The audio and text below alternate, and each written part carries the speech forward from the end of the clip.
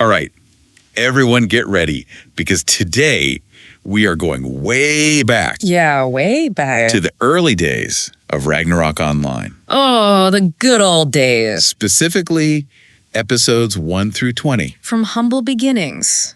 Yeah, you've given us mountains of material to dig through. We have patch notes, character bios, everything. Yeah, the whole shebang, and we're going to unearth all those hidden gems for Ya. The juicy bits. Think like those surprising connections. For sure. Unexpected facts. Absolutely. All those like aha moments. Hey, wait, did they really do that back then? Exactly. That's what we're here for. So let's start with the foundational episodes the OG. that shaped the world of Rune Midgard. The bedrock. Think back to those simpler times Oh, I miss them. when Frontera Frontier. were the big city. The only city that mattered. You know, jobs were simple. Oh, yeah, just pick a path. Yeah, and a pouring, Haha. Oh, those pourings. the formidable foe. Yeah, he had to watch out for those. Okay, so Yeah. episode 1, Start of the adventure. such a classic title. It all began there. Talk about setting the stage. The world was fresh and new. It was all about those iconic cities, right? Oh, absolutely. Frontera, Gethin, Payon, Each one's so unique. with its own vibe. Totally. And of course, who could forget? the first job choices. Swordsman, mage, thief. Those were the days. We were all noobs once. Every single one of us. But what's so fascinating to me Yeah. is that those early cities, Yeah. They weren't just, they weren't just pretty backgrounds. no, they were more than that. They actually reflected They did. different aspects of Ragnarok Online's world. Deep, man. Like And Frontera, the capital. yeah, the bustling capital, Always busy. represented order and civilization. The heart of it all. And then you had Geffen, With that magic academy. so mysterious. All those spells and potions. Just embodied knowledge and mystery. the place of learning. And Payon, Peaceful Payon. the peaceful village, Such a contrast. symbolized harmony with nature. That's where I always started. Yeah, me too. It was so calm. Okay, then came episode 2. The adventure continues. And things got a little Things got a little chilly. chillier. Yeah. Hello, Ludi. The Winter Wonderland. I love Ludi. So festive. But it wasn't just no, it wasn't just about. about the adorable aesthetic. There was more to it. Right, so much more. Ludi introduced us to. The Toy Factory Dungeon, Oh, yeah. with that surprisingly dark storyline So unexpected. about Antonio. The toy stealing Grinch. Who knew Who knew Ragnarok Online had the mischievous side? a mischievous side so early on? Right from the beginning. It's amazing how even It really is. seemingly lighthearted updates like that Yeah. can have. Unexpected depth. Yeah, they really could. The devs were clever. Okay, and then episode 3, Guardians of Light and Darkness. we set sail We did. for Komodo. Sistel City. Such a vibrant place. Full of light. This is a big one. Huge update. It wasn't just about No, not just about. casinos and beach dungeons. Although those were fun. It also marked the arrival of Drum roll, please. pet companions. Our furry friends. Oh, the pets. Changed the game. Suddenly, our adventures weren't just about They were more than that. solo grinding. It was about companionship. It was about bonding with these adorable creatures. Exactly. You had a partner in crime. And don't forget Oh, yeah. Almost forgot. those first-class quest skills. Game changer. Yeah, they added A whole new dimension. to character development. You could specialize. Yeah, personalize your It playstyle, was awesome. like the developers were saying. Like they were saying, Hey, it's not just about not just about, reaching the end game. it's about the journey. Yeah, how you choose to shape your character. Make it your own. But speaking of shaping the game, Oh, boy. episode 4 Here we go. dropped a bombshell. The big one. The War of Imperium. Things got real. Real serious, real fast. Overnight. Suddenly, things- guilds weren't Yeah. just, They weren't just social clubs anymore. nope, They were strategic forces vying for control. of castles. We had imperiums to protect. We did. Alliances to forge. So many alliances. Trails to watch out for. Oh, the drama. It completely transformed Totally changed. the social landscape of Ragnarok Online. Ugh, it was wild. It really was. It's amazing how this one update I know, right? introduced The how new layer of complexity games. from individual adventure. We were thrust into Yeah, large scale warfare. teamwork was key. Yeah, teamwork and coordination That's to what I'm victory. Couldn't do it alone anymore. Okay, so while guilds were battling it out, They were at it. episode 5, Rise of the Republic. whisked us away To a new land. to Juno. The floating city. Yeah, the technologically advanced Futuristic. floating city of the Schwarzwald Republic. What a place. It was such a stark contrast. to the medieval aesthetic of Rune Midgard, Totally different vibe. with its airships, So cool. clock towers, high-tech laboratories, Like something out of a movie. and let's not forget Oh, how could we? a highly anticipated Everyone was waiting for this. two job The advancements power up. that came with Juno. Players were ecstatic I bet. to finally transcend. Into those powerful new classes. Like the assassin, the priest, the blacksmith. So many choices. It was huge. Is a huge step forward in terms of, Character progression. and it opened up a whole Realm of possibilities. for high-level gameplay. The end game was forever changed. I bet people were scrambling They were. to get those job changes. Everyone wanted to be the first. It must have been quite a sight Oh, yeah. to see Frontera suddenly flooded With all these new classes. with assassins and priests. It was awesome. But the world of Ragnarok Online It didn't stop there. kept expanding Ever expanding. beyond Juno. That's right. Episode 6 The Far East. took us on a global tour, We went around the world, introducing Amatu and Kunlun, inspired by Japanese and Chinese cultures. so much variety. It was like stepping into Entirely different worlds. the show. Its own unique architecture, monsters, and lore.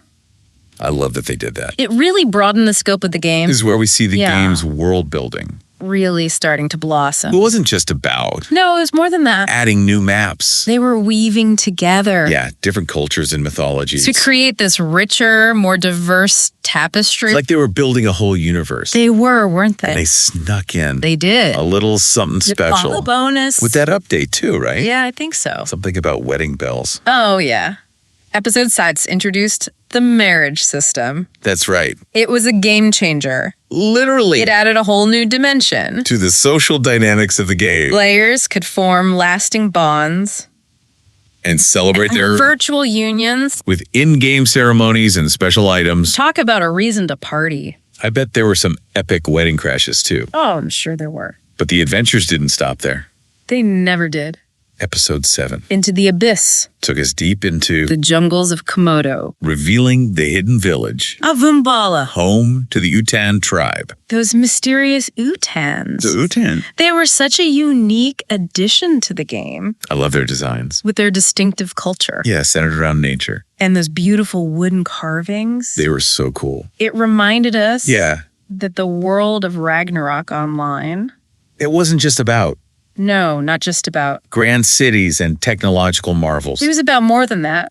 It was also about, The smaller communities. yeah, the hidden pockets of culture and tradition. That gave the world its depth and richness. Right. It was a nice reminder of The diversity. the diversity within the world. It wasn't all just one thing. Okay, so we've explored bustling cities, We have. mystical forests, and even gotten hitched. Along the way, What's next what's next? on this whirlwind tour? Of early Ragnarok Online. Well, Hold on to your hats. Because, Episodes 8 and 9 oh boy, brought some serious game changers. I'm intrigued. First, we ventured into Well, where do we go? the chilling realm of Niflheim, Spooky. the city of the dead. Where we faced Undead horrors, and learned the about darker side. of Ragnarok's lore. Things got creepy. Then we What explored else did we explore? exotic new cities, Like Lenurathi a geographical and cultural scope. of the game. The world just kept getting bitter. So we're facing down the undead and globe-trotting across mythical lands. It was an adventure. Sounds are getting pretty intense. Pretty intense. But you mentioned a game changer. I did. In episode 9, That's right. what was that all about? Episode 9 introduced the revolutionary rebirth system. Oh, rebirth. Remember? When reaching level 99 That was the goal, was the ultimate goal. the pinnacle. Yeah. Rebirth flipped the script, It did. allowing players to transcend Their level capped. and become even more powerful. Wait, so level 99 It wasn't the end anymore. wasn't the end anymore? It was just the beginning Oh, wow. of a whole new chapter. I can only imagine. How much that shook up the end game. It must have been crazy. It was a monumental shift. Yeah. Players could now rebirth Yeah, in no. specialized classes. The High Wizard and the Champion. Unlocking even more skills. And pushing their characters To unprecedented levels of power. The endgame landscape was transformed. It's amazing how the developers They were brilliant kept finding ways to keep the game. to keep it fresh and exciting. They weren't content No, with just adding new content. they were constantly innovating, They were finding ways to reinvent the core gameplay experience. always pushing the boundaries. That's what I love about Ragnarok. Me too. Okay, So that spirit of innovation continued, into episode 10. which took us to Oh, where to? the religiously fervent kingdom. Of Arunafelts. A whole new world. This update introduced, Two contrasting cities. okay, Rachel, the holy capital with its soaring cathedral. dedicated to the goddess Freyja, A place of worship. and then Uh-huh. a technologically advanced city. Where the Reckenber Corporation was conducting some, let's say, morally ambiguous research. So we've got faith in science. Clashing head on. Yeah, clashing head on in Arunafell. It was intense. Sounds like the developers were really starting to explore Complex themes. and moral dilemmas within the game. It wasn't just a simple adventure anymore. No. It was deeper than that. It's true. And amidst this ideological battleground, There was also Hugel, Hewala, a charming city. known for, Its peaceful atmosphere. and fun mini games. A nice little break. Yeah, a respite. From all the drama unfolding elsewhere. It was a nice contrast. A little slice of tranquility. In a world. In a world on the brink of chaos. Yeah. I like it. It was good balance. So we've gone from battling Porings and Prontera Uh-huh. to confronting ethical dilemmas in Lighthalsen. It's been quite a journey. What other surprises What else did they have up their sleeves? did those early episodes have in store for us? Well, episode 11, Took us on a whirlwind tour we were all over the place. of contrasting landscapes. From one extreme to the other. We explored The fiery city of Vanes. Dear Thor's volcano, It's hot. and then Yeah. the mysterious nameless island Surrounded in whispers. of curses and haunted ruins. Talk about a change of scenery. It's like the developers were saying. Hey, we've got something for everyone. Right. Whether you're a thrill seeker Yeah. who loves fiery landscape, Or a mystery buff. who's drawn to spooky ruins, There's a corner of the world. waiting to be explored. I love that. Me too. But then, episode 12. The Fall of Marok. Remember Satan Marok? Oh, yeah. How could we forget? His return. It wasn't just... It wasn't just a dramatic boss fight. No, it was more than that. It ripped open, Dimensional rifts plunging Marok into chaos. and forever altering The- of Ragnarok online. The world was never the same. The very fabric of reality. Seemed to unravel. And it was our job as players To contain the damage. Yeah. And push back against... those demonic forces. It was a tough battle. The stakes were suddenly sky high. It wasn't just But about... personal glory. or guild rivalries anymore. It was about survival. the survival of the world as we knew it. It was epic. It sounds like things are about to get Really interesting. really interesting. Yeah. We'll have to save that story. For the next chapter of our deep dive. Stay tuned. Welcome back, adventurers. All right, so where did we leave off? We were talking about Satan Marok's return, Right. And how it, shook the foundations of the world. like the game just took this hard left turn From fun and to games. something way darker. Exactly, and remember those. Those dimensional rifts. Yeah, the ones Satan Marok ripped open. They weren't just there for show. Right? They are They actually led to a whole new world. a whole other world. Basically, a whole new mythology layered onto the existing one. Wow. So we're talking Episode 13, Into the Ash Vacuum. the Ash Vacuum. That's a whole other can of worms. Oh, yeah, Ash It Vacuum. wasn't just a new map, It was like a whole other dimension added to Ragnarok Online. both literally and figuratively. I like how you put that. Well, you know me. Always with the wordplay. Anyway, in the Ash Vacuum, we met, The Lafine and Safa races. right, those warring factions. And we discovered What was it? the corrupted world tree. And Bradium. Oh, yeah, that mysterious energy source. I always found Bradium fascinating, Me too. It was powerful. potentially dangerous. And its connection to Yggdrasil. It raised so many questions. It did. But there was one thing that always stuck with me: What's that? the Safa illness. Oh, yeah. This strange condition. That slowly turned them to stone. It was never really explained, was it? No, not explicitly. Like the game hinted at, Several possible causes. but never gave us a definitive answer It's one of the most intriguing mysteries. of the ash vacuum storyline. Some theories suggest it's a curse, A curse. maybe tied to their aggressive nature. Or their reliance on bradium. Right. Others believe it's connected to their origin. Their descent from Forgelmir, Who's that? the embodiment of the cold spring in Norse mythology. Oh, right. It's all very symbolic. Imagine that being a Safa Yeah. born into this world. Knowing you're fighting this ticking clock Yeah, this illness that could turn you to stone. at any moment adds this Yeah. layer of tragedy to their struggle. It really does. And then you have the Lafine Yeah. desperately trying to find a cure. Using their advanced technology. They're healers. Driven by compassion. But even their best efforts, They just can't seem to stop it. it's this tragic irony. Yeah, the strong, resilient Safa, Slowly being petrified, while the wise, compassionate Lafine. are powerless to help. It makes you wonder, What if there's some hidden truth yeah, like some ancient ritual or forgotten knowledge? that could break the curse. It's a possibility. But while the Lafine and Safa, We're dealing with all that. yeah, The world outside yeah, was still reeling from Satan Marok's return. right, is reawakening. It had consequences. That went far beyond a single boss fight. The dimensional rifts, they destabilized everything, The very fabric of reality. leading to corrupted creatures, Strange anomaly. warping of time and space. It's like the world itself was coming And unhinged. it was chaos. But why did he return in the first place? That's a good question. Was it just bad luck? Maybe. Or was something else at play?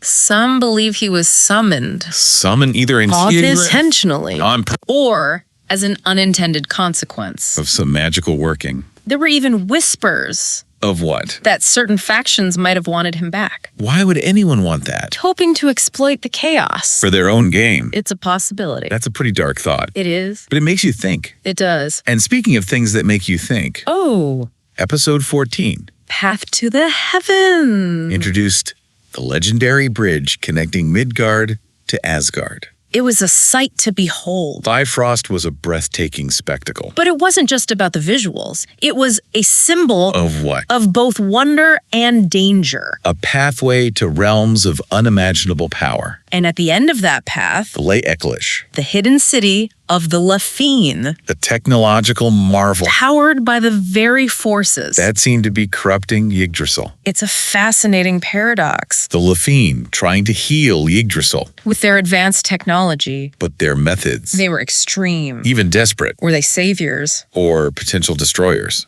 It makes you think about The ethics of progress. and the potential for good intentions. You have unintended consequences. It's a complex issue. And that theme of blurred lines Continued. in episode 15, Phantasmagorica. A Phantasmagoria, realm of dreams and illusions. where memories swirled. And the boundaries of reality blurred. I always found that place unsettling. It was surreal. It made you question what was real. And what was just a figment of your imagination. Definitely a trip. But then Just when we thought things couldn't get any weirder. episode 16 brought us back. Back to where? Rune Midgarts. For, The banquet for heroes. oh yeah, that royal gathering. To choose a new king. Sounds straightforward enough in Right. Ragnarok Online. Nothing is ever that simple. Banquet was full of Political intrigue, hidden agendas. shadowy machinations. And then there were The Heart Hunters, the Terra Gloria, still a powerful artifact. connected to Ymir himself. Those Heart Hunters were always trouble.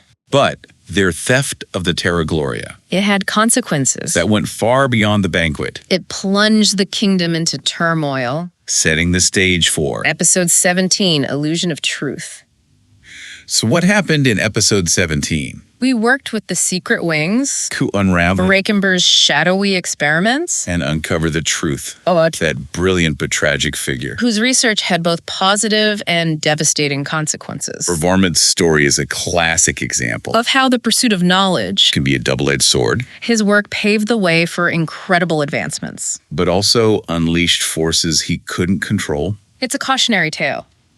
It makes you think about The responsibility. that comes with wielding such power. Power can be a dangerous thing. his legacy continued to influence events, In episode 18, Direction of Prayer, which took us to, the heart of Arunafeld's internal struggles we saw the conflict, between natives and immigrants, exploring themes. of faith, belonging, and cultural clash. It was a powerful reminder. That even in this fantastical world, Social issues and prejudice exist. it's a reflection of our own world. It's like the developers were saying. Hey, even in a game, we can't shy away from real-world issues, These things matter. and they deserve to be explored. It's important to acknowledge them. But episode 18 wasn't all serious. Well, It also introduced what did it introduce? the Constellation Tower, Oh, yeah. a revamped and even more challenging version Of the Endless Tower. with randomized floors and bosses. It must have been a nightmare. It kept things interesting. Yeah.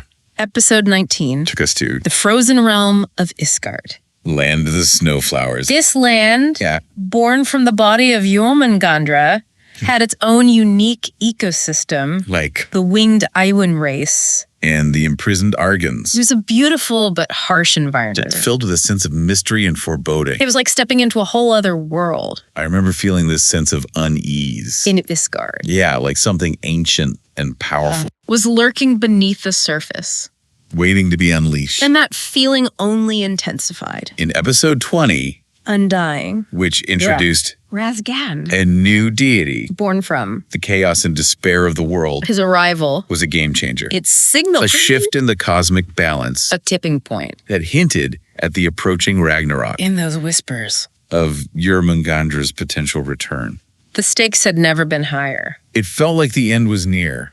But before we get swept away, By this apocalyptic tide, Right. let's appreciate yeah, the smaller details, the little things the hidden gems, that give Ragnarok Online's lore. its richness and depth. I'm all about the details. Like, for example, Yeah. Frelgelmir's fountain Okay, in Norse mythology. Yeah. It's a spring in Niflheim, right. but in Ragnarok Online, They changed it. it's depicted as the trunk of Yggdrasil, Located in Umballa. connected to Niflheim. It's a small change But it speaks volumes. about how the developers adapted and reinterpreted Traditional mythology. to create their own unique world It's like they took these ancient myths, and breathed new life into them. weaving them into the very fabric, Of Ragnarok Online's world. and that's what makes this lore so captivating. It's a tapestry. Woven from familiar threads. Yet it tells a story. That's entirely its own. It's a unique blend of old and new. I couldn't agree more. We've gone from Exploring charming towns, to uncovering ancient conspiracy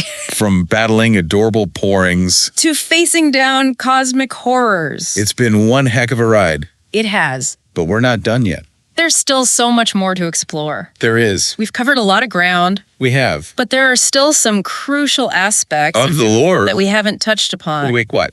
We need to talk about the players themselves, Oh, yeah. Us. their choices, their actions, Our impact on this ever-evolving world. and of course, Yeah. we can't forget about The looming threat of Ragnarok. what does it all mean? Can it be stopped? These are questions We'll delve into. as we continue our deep dive. Okay.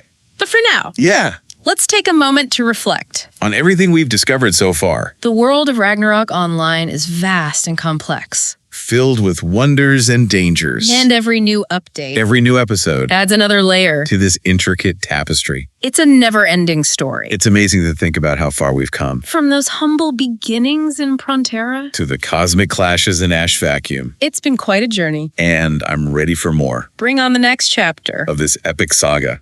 Okay, so we covered a ton of ground here. Yeah, from Prontera's marketplace Right. to Accolades. From fighting those adorable pourings oh, those pourings. to facing down a demon lord. Who tore reality apart. Literally. It's been a wild ride. It has. And through these 20 episodes, Yeah, 20 episodes. Ragnarok Online has Expanded and evolved.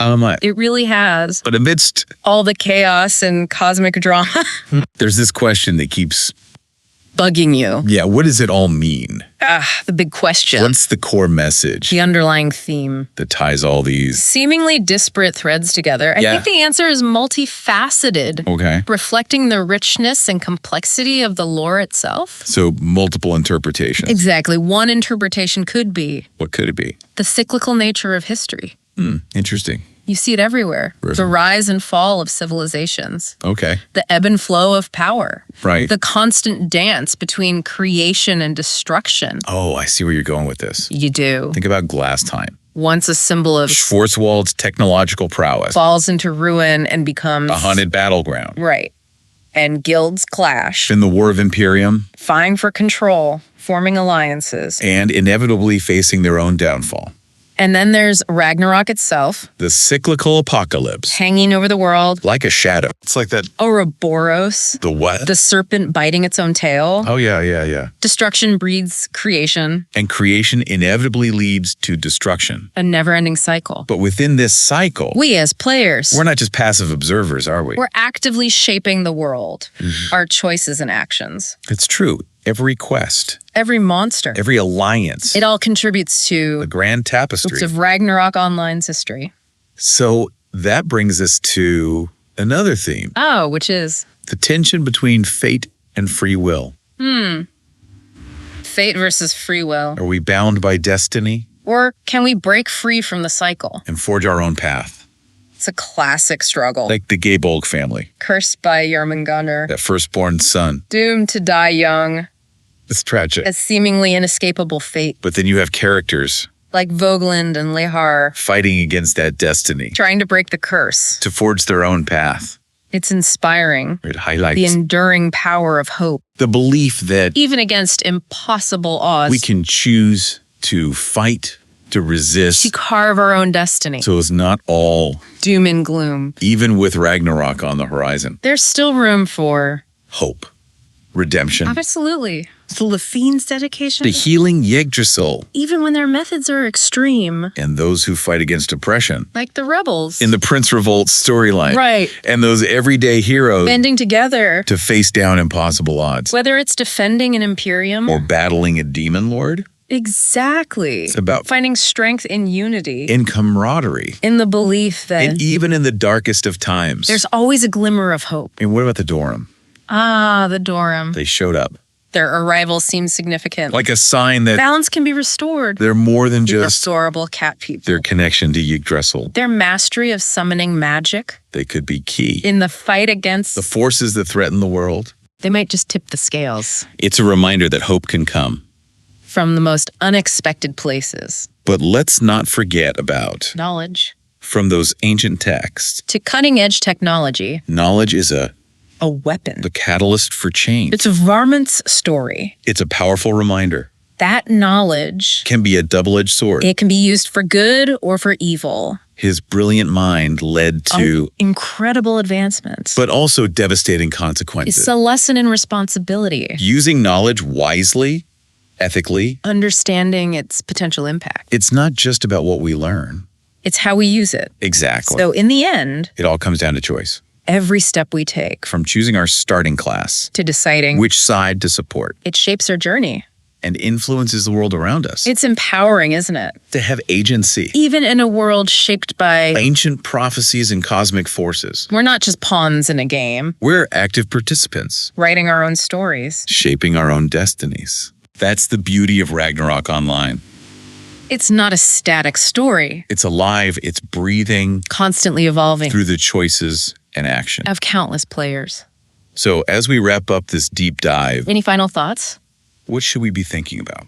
As we head back into the world of Ragnarok Online, I think the world of Ragnarok. it's a reflection of ourselves. Oh, interesting. It's a place our choices matter. Our actions has consequences We can be heroes, villains. or anything in between. It's a world full of possibilities, Challenges endless opportunities. for adventure and self-discovery. So go forth, adventurer. Embrace the journey. Explore the world, uncover its secrets, Face its challenges. forge your own path. In this ever-evolving saga, The fate of Ragnarok Online and maybe even the fate of the world itself. rests in your hands.